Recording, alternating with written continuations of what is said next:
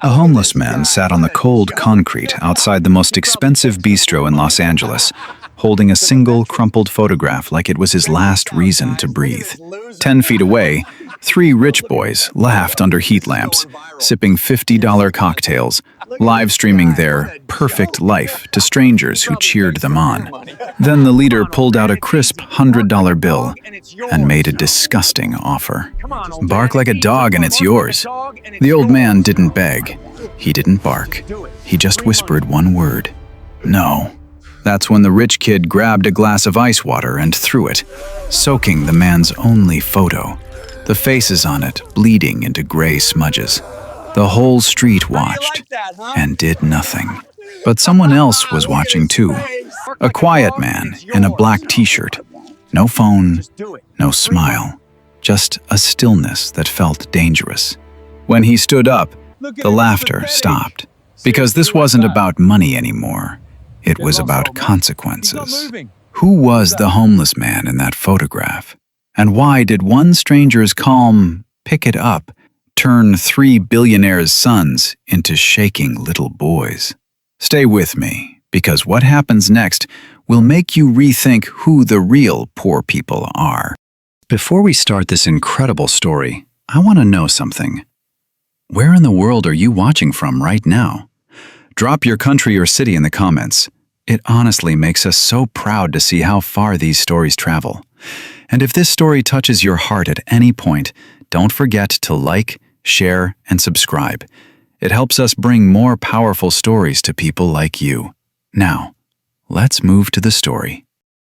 They say that money talks. In the city of Los Angeles, it doesn't just talk, it screams. It screams from the exhaust pipes of Lamborghinis. It screams from the logos on handbags that cost more than a family's yearly grocery budget. And it screams from the entitled laughter of those who have never known the stinging bite of a cold winter night. But there is a sound louder than money. It is the sound of silence. The silence of a man who has seen too much. The silence of a predator waiting in the tall grass. And on a Tuesday afternoon, outside the polished glass facade of Le Maire, the city's most exclusive bistro, those two sounds were about to collide. If you were walking by Le Maire that day, you would have seen the contrast. It was sharp enough to cut you. On the patio, sitting under heat lamps, were the Golden Youth, three young men in their early 20s, Julian, Topher, and Bryce. They were the sons of senators and CEOs, draped in designer hoodies, nursing $50 cocktails. 10 feet away, sitting on the cold concrete near the valet stand, was Thomas. Thomas was a ruin of a man. His beard was a gray thicket, his coat was stained with the grease of the city, and his boots were held together by duct tape and prayer. He wasn't begging, he wasn't yelling, he was simply sitting, staring at a small crumpled photograph held in his trembling hands. He was invisible to everyone, until Julian decided he was bored. Julian, the ringleader, swirled the ice in his glass. He was live streaming on his phone, the camera pointed at his own perfect teeth.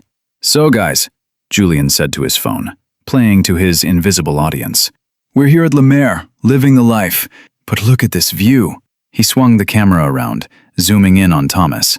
"We got the ghost of Christmas past over here ruining the aesthetic," Julian sneered. His friends, Topher and Bryce, laughed. That hollow, braying laugh of people who have never been punched in the mouth. "Hey, old man!" Julian shouted. Thomas didn't look up. He was lost in the photograph. It was a picture of a platoon, young men in desert camouflage, standing in front of a dusty Humvee. "I think he's deaf," Topher giggled. "Or maybe the smell has clogged his ears?" Julian stood up. He grabbed a bread roll from the table. "Let's see if he's hungry." He tossed the roll. It wasn't a toss of charity. It was a pitch. The hard crust hit Thomas on the shoulder. Thomas flinched.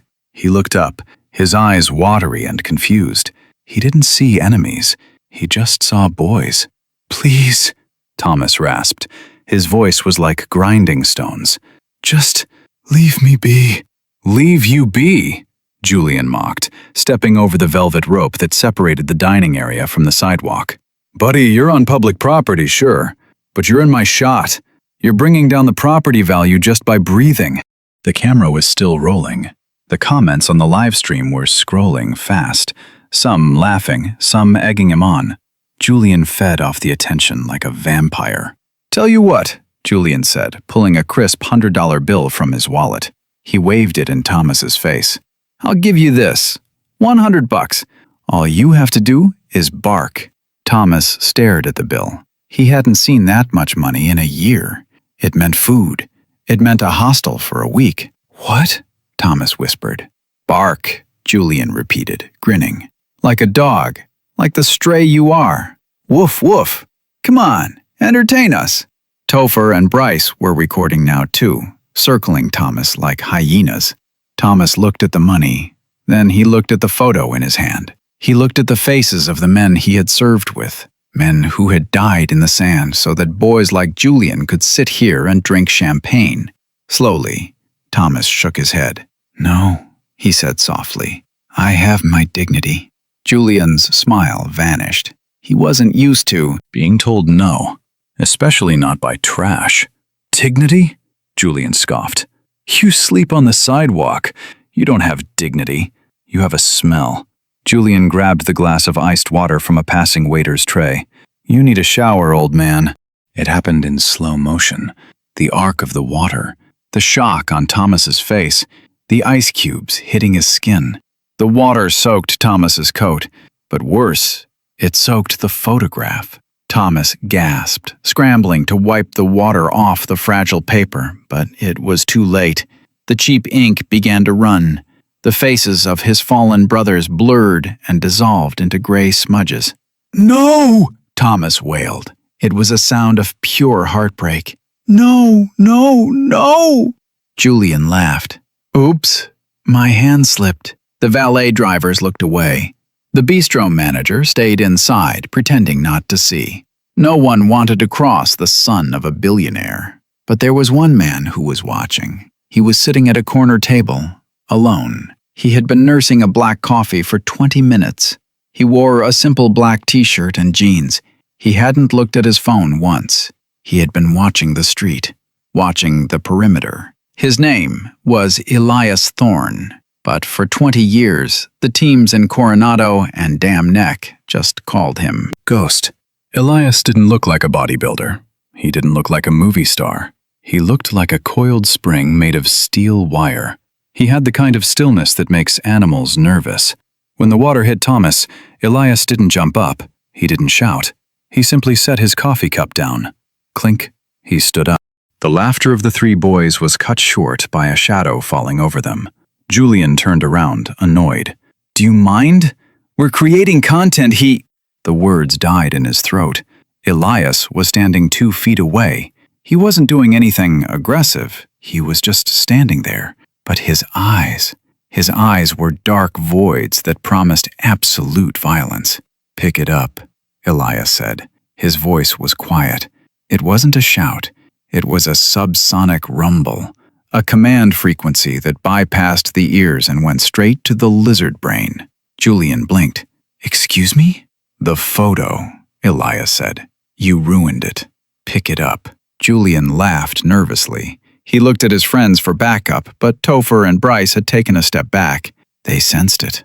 The predator had arrived. "Look, man," Julian said, trying to regain his bravado. "It's just a bum. We're just having fun. Who are you, his dad?" Elias took one step forward. Just one. "I'm the guy who's going to teach you a lesson your father never did." Julian sneered. "Do you know who my father is? He owns half this block. If you touch me, I'll have you sued into oblivion. I'll have you arrested. Elias moved. It was a blur. One moment, Julian was standing. The next, he was pinned against the brick wall of the restaurant. Elias's forearm was pressed against Julian's throat, not cutting off the air, but sitting right on the artery. The phone fell from Julian's hand and cracked on the pavement. The live stream ended. "Listen to me," Elias whispered, his face inches from Julian's. "I have hunted men in mountains who would peel your skin off for sport. I have slept in mud for days to protect the freedom that lets you act like a spoiled brat. You think your daddy's money protects you here? In the real world?" Elias applied a fraction more pressure. Julian gasped, his eyes bulging. In the real world, Elias continued, there are consequences. Topher tried to intervene. Hey, let him go! He reached for Elias's shoulder. Elias didn't even look. He caught Topher's wrist with his free hand, twisted it, and applied pressure to a nerve cluster. Topher dropped to his knees, screaming in agony. Sit, Elias commanded. Topher sat. Elias turned his attention back to Julian. That man. Elias gestured with his head toward Thomas, who was still weeping over his ruined photo. Do you know who that is? He's a nobody, Julian wheezed. Elias released Julian, letting him slide down the wall. Julian gasped for air, clutching his throat. Elias walked over to Thomas. He ignored the stunned silence of the restaurant patrons. He ignored the manager who was finally coming out the door. Elias knelt on the wet concrete. He didn't care about his jeans. Let me see it, brother, Elias said gently. Thomas looked up. He saw the way Elias moved. He saw the eyes. Recognition flickered through the haze of trauma. He ruins them, Thomas sobbed, holding out the wet pulp of the photo. My squad, Fallujah, 2004. Elias felt a chill run down his spine. He looked at the faded tattoo on Thomas's forearm. It was barely visible under the dirt, but Elias knew the shape, the trident. Thomas wasn't just a veteran. He was a SEAL, one of the old breed. Elias turned back to Julian, Topher, and Bryce. The temperature in the air seemed to drop 10 degrees. Get up, Elias ordered Julian. Julian scrambled to his feet, terrified. Come here. Julian hesitated. Elias didn't repeat himself. Julian walked over, trembling. Look at his arm. Elias pointed. Julian looked. It's a tattoo. That is the Budweiser, Elias said, his voice trembling with suppressed rage. That is the Navy SEAL trident. This man walked through hell. He cleared houses in cities you've only seen on the news. He watched his friends die so you could sit here and drink your $50 cocktails. The silence on the street was heavy. The bistro patrons had put down their forks. The manager stopped in his tracks.